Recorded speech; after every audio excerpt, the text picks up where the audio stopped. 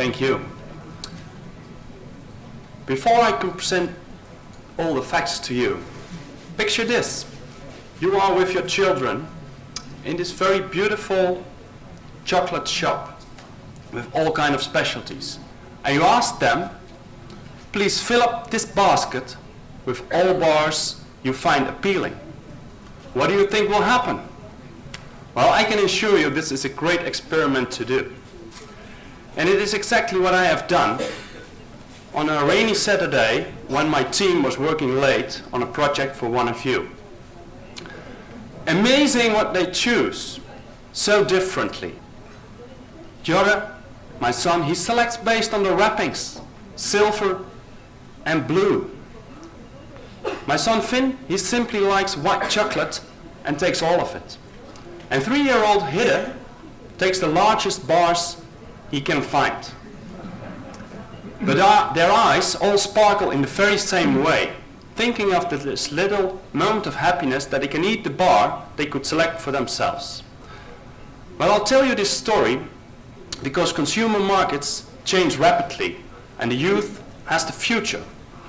And we've also seen in our research that large companies are forced to adapt quickly to all the different trends in the different countries, as just already highlighted by Jack.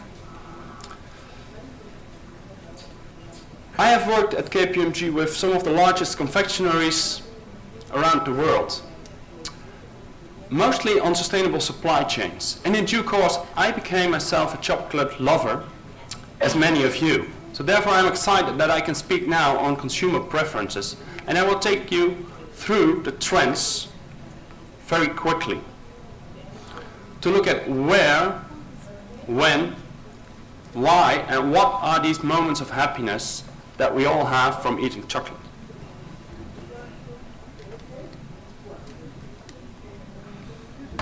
I'm going to wrap up the world map quickly.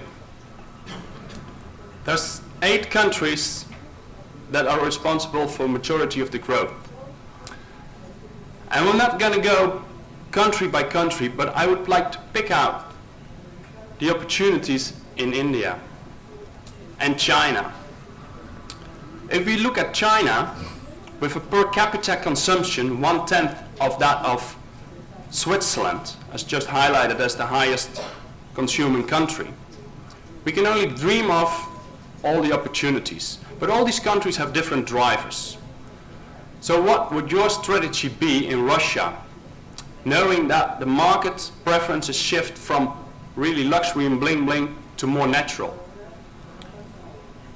What alliances and what partnerships would you choose in India, where the market potentially is huge? But there are 3 constraints.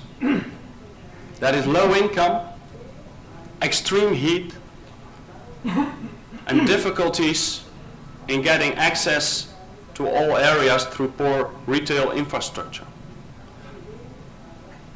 And what will be the opportunity in China? How are you going to reach 340 million middle-class consumers?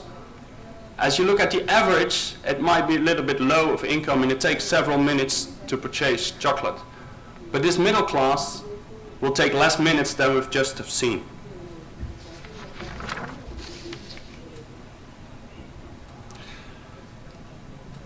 I'm not going to go into all the differences. You can take a look at the research, and I will leave you a taste of the future where we have shown many more examples of how markets are driven in the different countries. But we think companies need to be extremely agile to make these different strategies in all these countries. And then on a totally different question. When is the last time you have bought chocolate for a special occasion? As you all know, special occasions already amount for a large proportion of the chocolate market. And there's still plenty of opportunity with creative products and marketing to leverage more of these moments. But think of this. In Brazil, already 80 to 100 million Easter eggs are sold. What is the limit? Can this go up to maybe 200 million? But the potential perhaps is not in markets that are already known for chocolate and special events. Maybe it's the unknown markets and the unknown events that have a real potential to boost your sales. There are many great examples. If we think of the comparison between the US and the UK, in the US only at 10% of sharing occasions chocolate is used. In the UK this is already 46%. So think of all these events that the US have that still needs a lot of chocolate to share. The NFL, the Super Bowl, and Mars stepped into that and have a program to target all these events. And what will be the events that you will be targeting next year that we don't know of yet? If we would look at the Indian market, with the hypermarket chain called Spencer's Retail, they report a 40% growth of sales during the Hindu festival of Diwali, with more and more people buying candy instead of jewelry due to affordability. So that's another way of looking at affordability. So please think of all different occasions that you can still market to.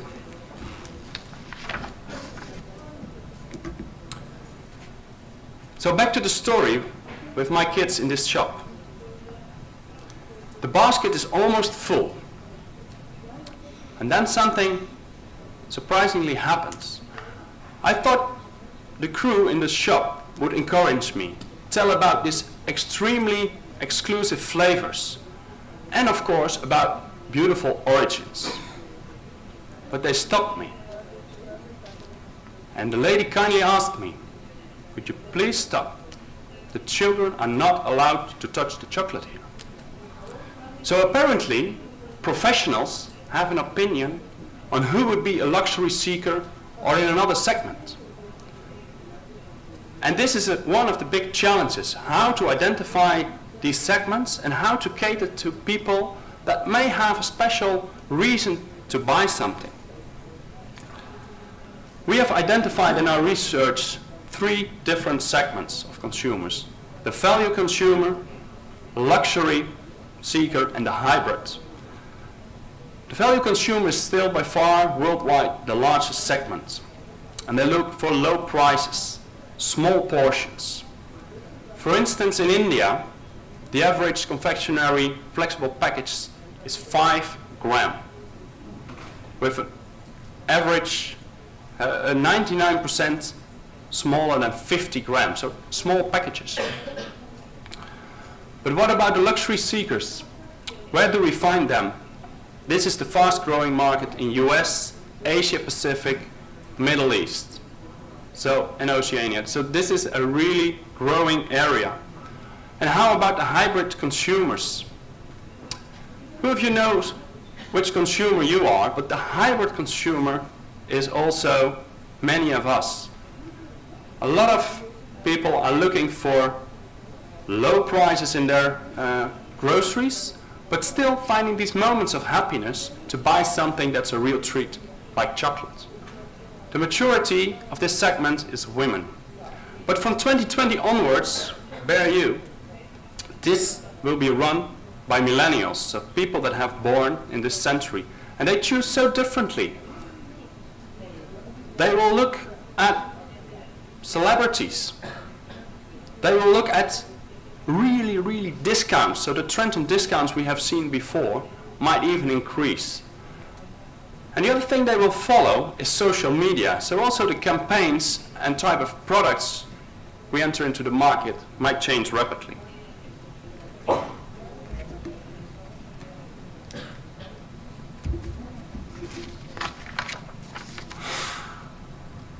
"73% of you already know that dark chocolate is far more healthy. So why is milk still the dominant flavor? And how will these charts look like in 10 years? With obesity levels steadily rising and the UN estimating 1.4 billion of people being obese, and 350 million suffer from diabetes. Chocolate will be different in 10 years. It will contain healthy fats, high levels of flavonols, and that will be the norm.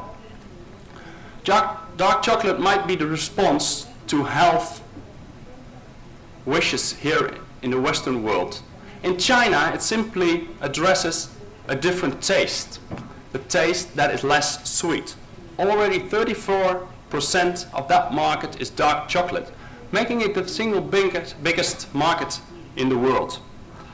So the trend is universal, but the drivers, as with many things, are different per country, and the pace will differ also per country.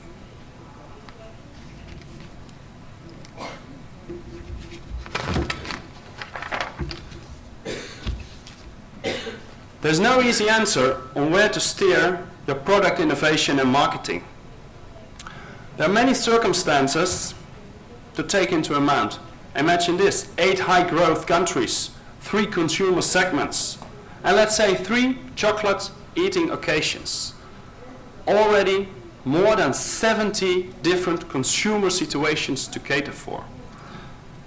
And with selectionists, a market segment, already 30% in US, that really wants to buy special products with healthy margins, new varieties, health, sustainability, and innovative marketing will set the trend in the next decade.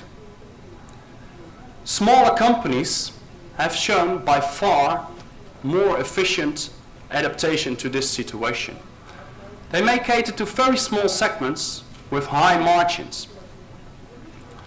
And these agile micro competitors might be very interesting for the world's largest players. They might acquire these companies, cooperate with them, or even imitate them to find out how to cater all the different trends and keep increasing volumes. So look next to you and think, who is going to facilitate your growth? Let me give some other great examples of trends. The variety of flavors will increase over time. There are really special flavors, even like in the wine business, nostalgia or products or liquors included, dried nuts, everything that you can imagine will be in chocolate for the next years. And might be presented as small segments, but we see them growing and growing. The examples you can see in our report. The other big trend is caramel, or also called the 4th flavor of chocolate after dark, milk, and white. It's the second flavor after hazelnuts that's included in chocolate. We see, for instance, that Cargill heavily invests in this trend. And of course, going for bit-sized portion for the value consumer is one of the great challenges for the next decade. And how many consumers in the heat of India would be interested in, let's say, Mondelez's new invention of chocolate that doesn't melt? Other examples of cool marketing could be personalized M&Ms that are on the market. Chocolate filled with toys, pencils filled with chocolates, and promoting your chocolate with terms like, and here I have to look at the paper, bright, fruity, floral, earthy, and nutty for pure chocolates, just to enhance the feeling of this is something special. And in the Middle East, personalizing your products is key. Put your name on, put your logo on, and perhaps even 3D printing is the absolute next thing. There's already a chocolatier in Doha that is really renowned for his special products called Chocolate Theater. But at the same time, we see the trend for more sustainable and more health in chocolate. On health, product innovations can replace cocoa butter with more healthy fats, natural oils, and stevia already in a lot of introductions can be introduced at scale, reducing 80 to 90% the amount of sugar, making it maybe less calories, up to 30% less. And then all the additions that we can put in chocolate to make it more healthy, with fiber, protein, micronutrients, even energy givers, and that will sound like lemon ginger immunity chocolate or weight loss mandarin orange dark chocolate. It's like poetry, but I didn't make it up, it already exists. And who isn't interested in those type of products? The last trend to highlight here is the increasing importance of origins and sustainability beyond certification. Single origin, fine flavored cocoa gives an exclusive cachet to appeal connoisseurs. And in order to make unique sustainability claims, one needs to know where the cocoa used comes from and who grows it. As many large companies have set 2020 targets on sustainable, often certified, certification will not be enough to stand out as a sustainable company. So who of you have already included all these trends in your strategy? Perhaps it's worthwhile to look at a very small example from the Netherlands, a brand called Tony Chocolonely. That is one of these, let's say, agile companies, 20 people, million bars. They started off as a niche company, high sustainability profiles, but now, with all these cool flavors, caramel and many others, some of these flavors are even unique, and maybe that's the trend, to certain retailers. And the others, they feel sorry that they don't have that specific flavor because it runs really well. And they also understood the trend of going from these large bars to smaller bars and something they call tiny Tony tablets to cater for these different portions. A similar thing we have seen last week, confectionery news, with the really meteoric rise of a brand called Bark Thins. It's dark chocolate in different shapes with all kind of fair trade ingredients and covered in nuts and dried fruit. And it went sky high in a couple of years. So we'll probably see many more of these examples. So let's go back to the shop with my children. But now 1 year later, what has changed? What has changed is that they all choose so differently. And why? They have chosen differently simply because there were new introductions, and of course of the stories on television, but also the stories I tell them as a father and as a professional. What will be in the shop next year? What will they choose? That's up to you. I wish you all great inspiration in designing, producing and marketing beautiful chocolate products for those little moments of happiness around the world. Thank you.